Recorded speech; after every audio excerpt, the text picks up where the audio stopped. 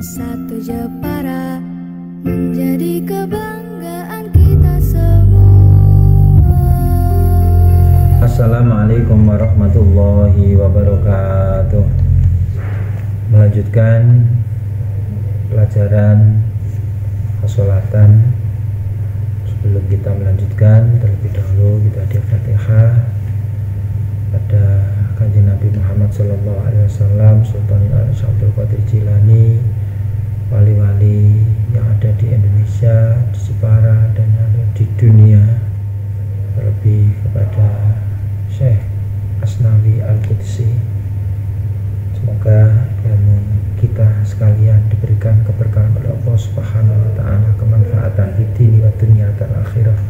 Amin. Al-Fatihah. A'udzu billahi minasyaitonir rajim. Bismillahirrahmanirrahim. Alhamdulillahi rabbil alamin arrahmanir rahim maliki yaumiddin.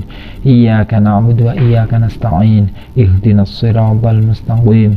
Siratal ladzina an'amta 'alaihim ghairil maghdubi 'alaihim waladdallin.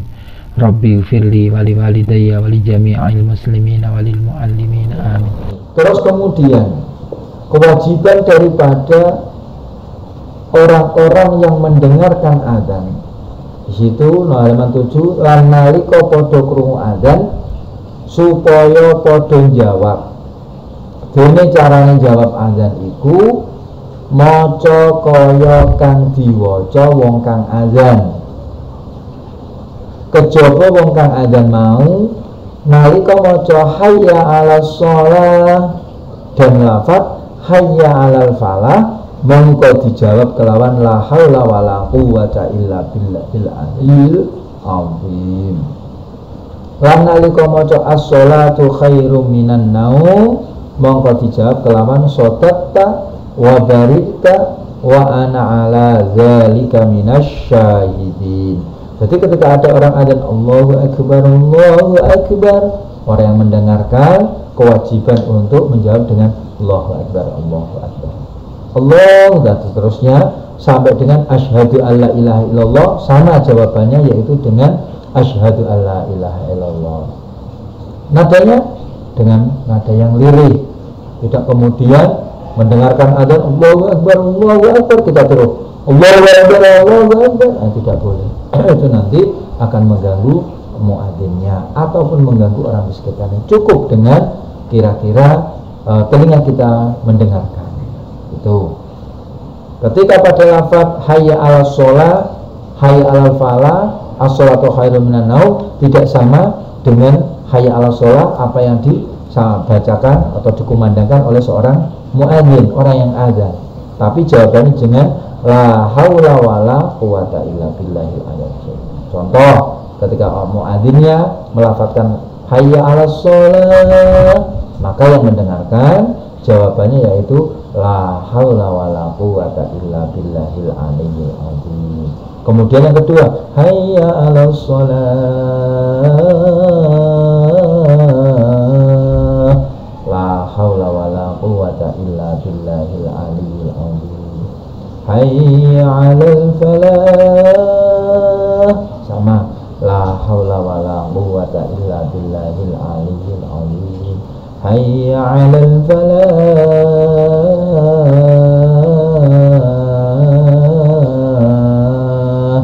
la haula wala quwata illa billahil aliyyil azim.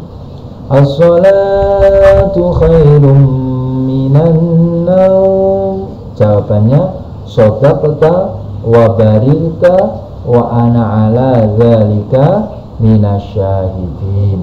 Kemudian as-sholatu khairum minan naum, sama, shadaqta wa barilta wa ana ala dzalika minasyahidin. Kemudian Allahu akbar, Allahu akbar. Jawabannya orang yang mendengarkan azan Allahu akbar, Allahu akbar. La ilaha illallah. Terus jawaban juga la ilaha illallah sayyiduna Muhammadur Rasulullah. Apakah wajib menjawab adzan itu, ada yang mengatakan wajib, ada yang menyampaikan sunnah. Cuman begini, ulama zaman terdahulu sepakat ketika adzan itu diibaratkan ketika ibarat seorang kernet bis di terminal itu memanggil, ayo misalnya Jepara itu manggil, kita mau sholat jamaah, mau rombongan naik bis, contoh seperti itu. Nah, seorang muadzin inilah nanti memanggil-manggil orang-orang yang pernah mendengarkan adzan ketika di dunia, nanti di akhirat dipanggil, ayo misalnya, ayo Diki Luhur, ayo Noval Kaisa, ayo Faisal, ayo siapapun. Ketika kita sudah terbiasa mendengarkan adzan kok mau menjawabi, ya kita naik. Masjid, musola yang dulu ketika di dunia tempat kita untuk berjamaah itu ibarat sebagai bis.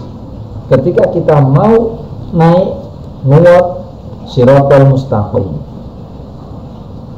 kita yang menjadi kendaraan kita untuk naik ataupun melewati jembatan Shiratal Mustaqim itu masjid ataupun musola tempat kita berjamaah dulu ketika hidup di dunia. Lah sebagai muadzinnya nanti di sana yang ayo Faisal, ayo Nabil, ayo semuanya. Kok di dunia ketika ada azan kok tidak mau menjawab? Maka ketika ayo Sal, ayo Diki Luhur, ya kita tidak mendengar, tidak mau mendekat. Padahal ini ada sudah kemurahan yang sangat luar biasa, bahwasanya banyak kitab yang menerangkan tentang bagaimana kondisi orang-orang ketika ada di jembatan Shiratal Mustaqim itu. Ada yang mengisahkan Shiratal Mustaqim itu perjalanannya ada 3 tahapan. Tahapan yang pertama yaitu naik sangat tinggi sekali, itu perjalanan 1000 tahun. 1000 tahun di akhirat. Padahal 1 hari di akhirat nanti di yaumil qiyamah ada yang mengatakan itu 1 hari itu sama dengan 1000 tahun di dunia. Ada yang mengatakan 500 tahun hidup di dunia. Itu 1 hari. Nah, perjalanan 1000 tahun naik. Amalan apa, ibadah apa yang mau kita andalkan di hadapan Allah Subhanahu wa Ta'ala untuk melewati 1 tahapan saja naik. Kemudian tahapan yang kedua lurus 1000 tahun perjalanan. Tahapan yang ketiga turun yang sangat apa istilahnya? Jojok itu apa ya? Turun yang sangat curang. Itu perjalanan 1000 tahun. Padahal sudah banyak kita ketahui bagaimana jembatan Shiratal Mustaqim besarnya, kondisinya, fisiknya seperti apa. Ada yang mengatakan seperti helaian rambut ini dibelah menjadi 7, begitu kecilnya dan tajamnya. Ada yang menyatakan melebihi tajamnya apa itu namanya, alat untuk ini loh, gerok nih cukur nih gini baby shop silat, nah silat ataupun segini rok godet krik lah itu tajamnya seperti itu, bahkan lebih. Terus kita tidak gondelan dengan masjid, dengan musola untuk membiasakan jamaah ketika di dunia. Bagaimana kemudian kaki kita melangkahkan nanti ketika naik di jembatan Shiratal Mustaqim? Sebetulnya Allah itu sangat murah sekali dengan segala macam belas kasihan Allah, kasih sayangnya Allah. Kita diberikan kemudahan, kemurahan, bisa nanti kamu naik ke Shiratal Mustaqim dengan cara bersama-sama, rombongan naik masjid, naik musola. Ada yang naik onta, ada yang naik sapi, ada yang naik kambing. Bagi orang yang mau, nah ketika Idul Adha menyembelih hewan kurban, itu sebetulnya kemurahan kasih sayang Allah. Ingat-ingat ketika ada orang azan, ketika kita beraktivitas apapun, tolong hentikan aktivitas itu. Kita diam mendengarkan suara azan, kemudian kita menjawabi daripada azannya seorang muadzin. Itu sesuai yang kita terangkan tadi.